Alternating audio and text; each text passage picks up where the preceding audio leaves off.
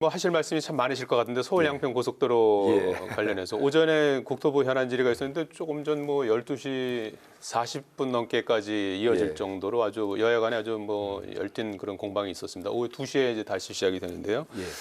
그 얼마 전에 국토부가 7년치 그 자료를 지금 홈페이지에 공개를 한 상태고, 그리고 그 백지화 선언은 일종의 충격 유법이었다 하면서 사업 재개를 이제 시사하기도 했습니다. 여기에 대해서 민주당은 나란 일이 소꿉놀이냐 이렇게 이제 비판을 했습니다. 현재 원희룡 장관은 이제 거짓 선동, 야당의 거짓 선동을 멈추면 사업을 재개하겠다 이제 이렇게 주장을 하고 있고, 야당에서는 원희룡 장관이 사과해야 된다. 이렇게 이제 맞서 있는 상황이에요. 그래서 이 부분과 관련해서는 조금 전에 그 현안 질의에서 보니까 그 백지화선은 일종의 충격요법이었다 한 부분은 좀 수정을 했어요. 좀 부적절한 발언이어도 원희룡 장관이 그걸 좀 해명을 했고요. 그 다음에 백지화와 관련해서는 그거는 이제 좀 중단이다. 그래서 약간 좀 용어를 조금 수정하는 그런 모습을 보였는단 말이죠. 이 문제에서 진실은 뭐라고 보십니까? 오랜 그 국토부 경험이 많으시니까. 저는 솔직히 제가 25년 국토부 근무를 하면서 사실 SOC 정책을 직접 입안도 하고 집행도 해보고 고민을 많이 했던 사람입니다. 그런 입장에서 이번 우리 사회 이런 하나의 그 큰 이슈가 되고 쟁점이 됐다는 게 너무나 안타깝고 너무나 좀 황당하다는 생각이 듭니다.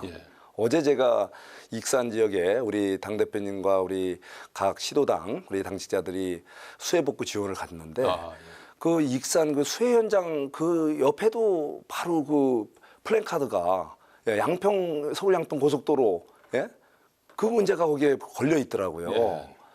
이게 여기 익산 지방에 이 서울 양평 고속도로 문제가 왜 거기에 걸려 있을까?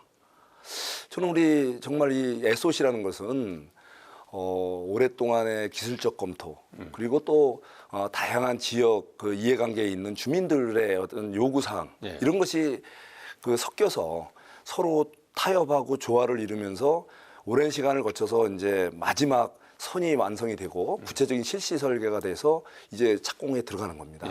착공하는 과정에서도 또 중간에 틀어지기도 합니다.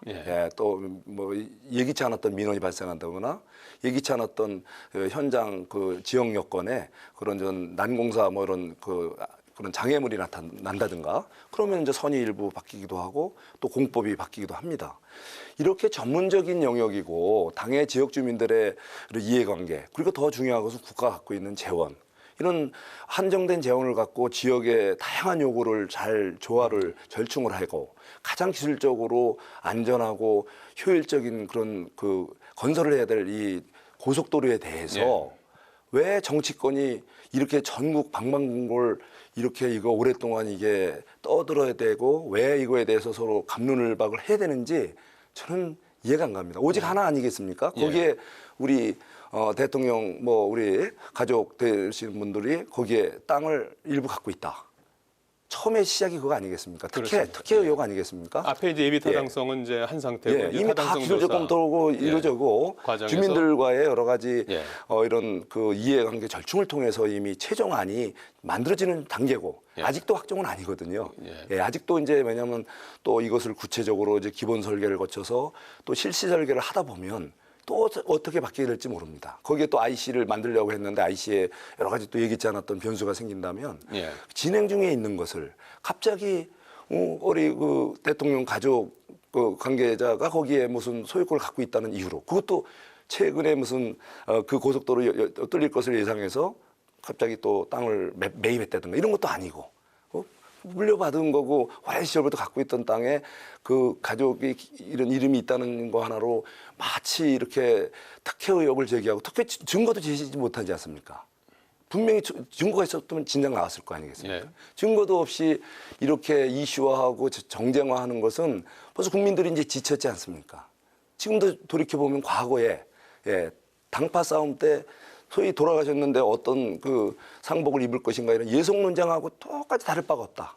지금 우리 대한민국은 정말 국제적으로 북한은 지금 핵 개발한다고 연일 탄도미사일 발사하고 지금 국제 경제 우리 심각하지 않습니까? 민생 타들어가는데 말도 안 되는 의혹을 갖고 하루 이틀도 아니고 또 오늘도 이렇게 많은 또 행정부가 제대로 일을 할 시간에 이거에 매달려서 자료 만들고 이거에 대해 대응하고 또 많은 여야 정치권이 허구한 날 여기에 시간을 소모한다는 것이 예.